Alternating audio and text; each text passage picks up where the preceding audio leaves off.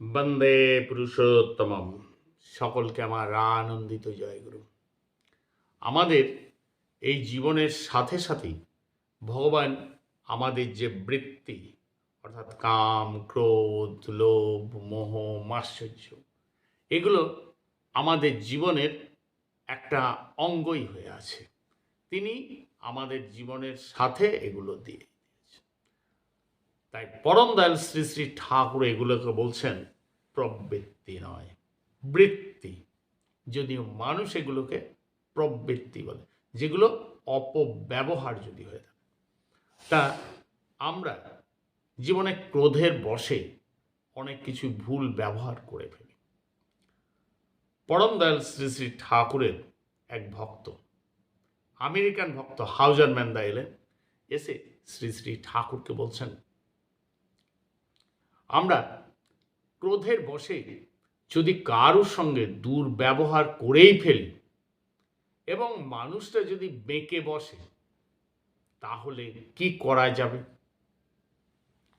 পরম দয়াল শ্রী শ্রী ঠাকুর এই আমেরিকান ভক্ত, ইংরেজ ভক্ত, ওনাকে প্রথমে ইংরেজিতেই বললেন, তারপরে ওনাকে বাংলায় ব্যাখ্যা করে দিচ্ছেন।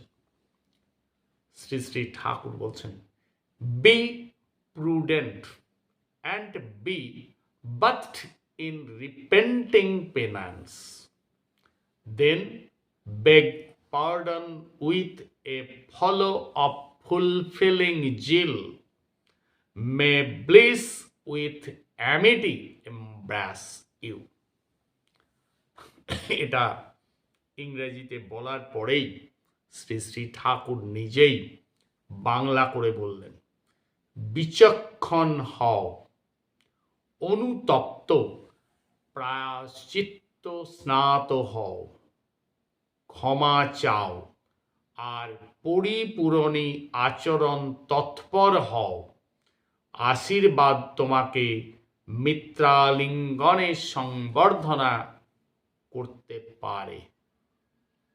তারপরে তিনি ব্যাখ্যা করে বললেন, কারো কাছে ক্ষমা চাইতে গেলে দেখতে হবে তার অন্তরে বাইরে যে ক্ষত ও ক্ষতির সৃষ্টি করা হয়েছে, তার অপনোদন কিভাবে করা যায়।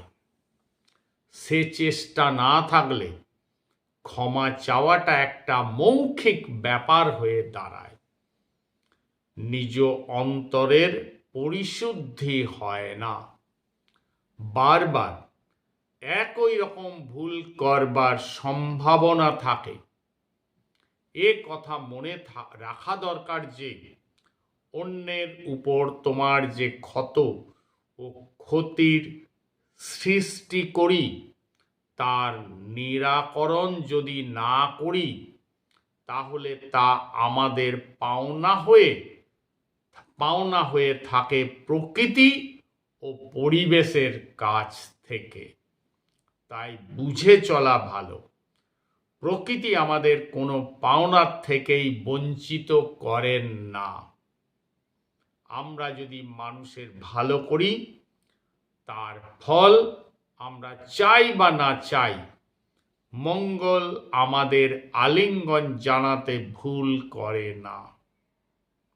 তাই আমি বলি, do serve, service will serve you equally. সেবা করো, সেবা তোমাকে সমভাবে সেবা করবে।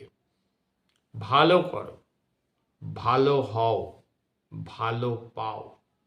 এই চলায় চললে কিছুই অপাওয়া থাকবে না। তাই পরম দয়াল শ্রী শ্রী ঠাকুর আমাদের কি সুন্দর করে বললেন, অনেক সময় ক্রোধের বশে আমরা কারোর সাথে দুর্ব্যবহার করেই ফেলতে পারি। তা যদি করেই ফেলি, তাহলে করণীয় কি করা যাবে? তাই শ্রী শ্রী ঠাকুর বললেন, কি করতে হবে? বিচক্ষণ হতে হবে, অনুতপ্ত হতে হবে।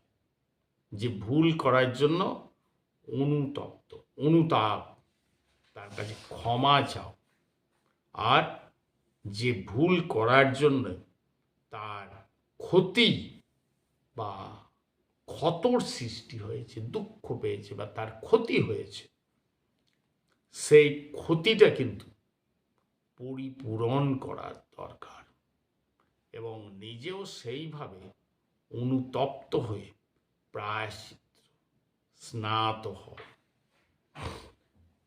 তাহলে অন্তরের পরিশুদ্ধি হবে।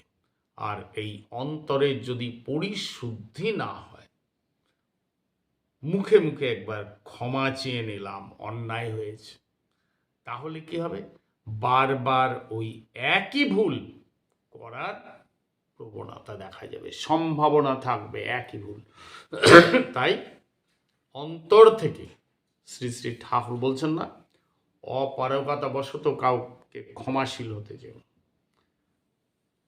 অন্তর থেকে সেটা উপলব্ধি করে তার কাছে ক্ষমা চাইতে হবে, আর তার যে অন্তরে বা বাইরে যে ক্ষত ও ক্ষতির সৃষ্টি হয়েছে সেটা নিরাকরণ করতে হবে। তবেই এই যে ক্ষমা চাওয়া বা ভুলের যে প্রায়শ্চিত্ত সেটা তখনই হবে। আর এটা যদি হয় তখনই আমরা বুঝতে পারবো সেই মানুষটাকে, যে বলছে না যে সে মানুষটা বেঁকে বসে, সেই মানুষটাকে আবার আমরা আমাদের মতো করে আবার পাবো, ভালো পাবো। তাই আমাদের সেইভাবে চলতে হবে। তাই বলছেন বুঝে চলা ভালো।